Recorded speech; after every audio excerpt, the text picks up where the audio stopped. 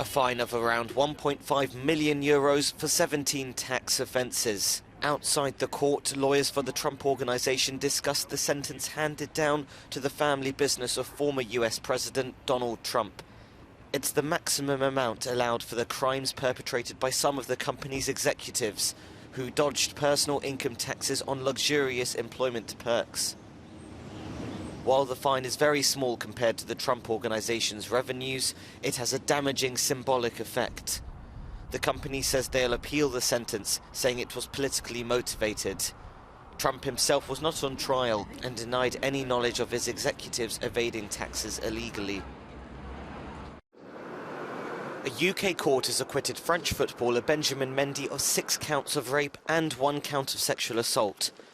The Manchester City star was cleared unanimously after a 5-month trial at Chester Crown Court. However, the 28-year-old, who became the world's most expensive defender 6 years ago after he was signed to the top club, has a second trial pending. The jury was unable to reach a verdict on the alleged rape and attempted rape of 2 women in 2020 and 2018 respectively. Mendy previously pleaded not guilty to all charges. An explosion in a gas pipeline in central Lithuania sent flames 50 metres into the air on Friday and forced the evacuation of a nearby village, according to officials. Local media said there were no reports of injuries. Firefighters were at the scene quickly but could do little other than look on while the remaining gas in the pipe was still burning. The operator company, Amber Grid, immediately cut off the tap on the pipeline, which runs parallel to another one and transports natural gas from Klaipėda on the Lithuanian coast to Latvia. Local media reported the Latvian energy minister as saying he'd been told the incident was a technical accident.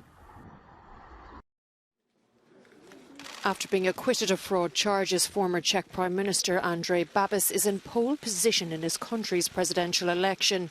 He's among 8 candidates on the ballot, with voting spread over 2 days. But the billionaire businessman faces a stiff challenge from retired Army General Petr Pavel. He is a political newcomer like the other main contender, economist Danusa Nerudova. Pre-election polls suggest no candidate would win the election outright, so a runoff vote between the 2 top candidates appears likely. Polling also indicates both Pavel and Nerudova would defeat Babis in a final round. The winner will replace the outspoken and Eurosceptic Milos Zeman. He was the first president to be elected by popular vote.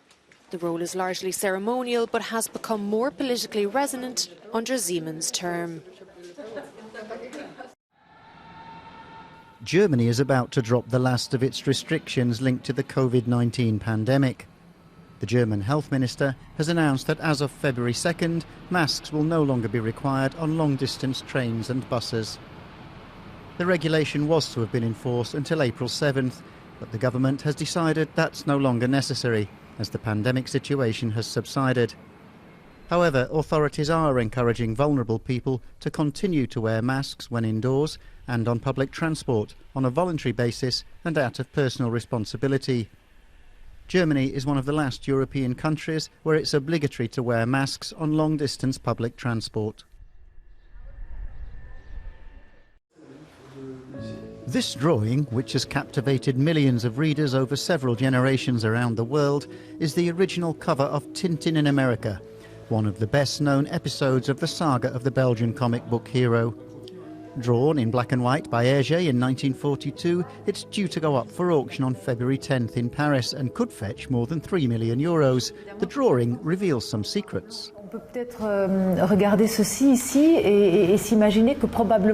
You can look at this here and imagine that the Indians were probably originally drawn larger, only to be erased and replaced by teepees and then placed in the foreground. Or perhaps it was a test on the perspective and size of different people and different objects in the composition.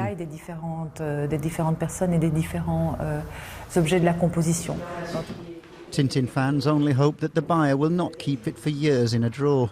In 2021, the original cover illustration of Blue Lotus, drawn in 1936, was sold for €3.2 million.